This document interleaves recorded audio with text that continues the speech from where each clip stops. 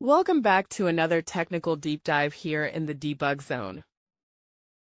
Today we're tackling a big question and breaking it down with insights from other users. Hopefully this clears up some misconceptions and helps you get the answer you need. So buckle up, stay a little curious, and let's jump right in.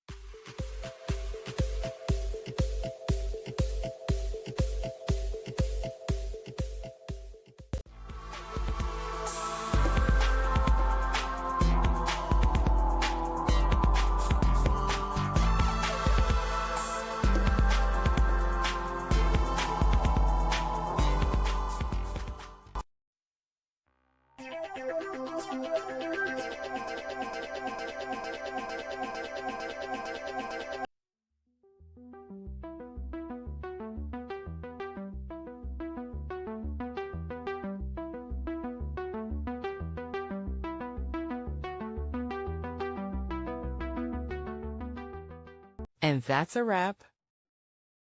I hope you found the answer you were looking for.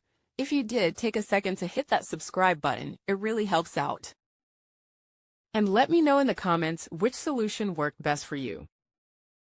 See you next time in the Debug Zone.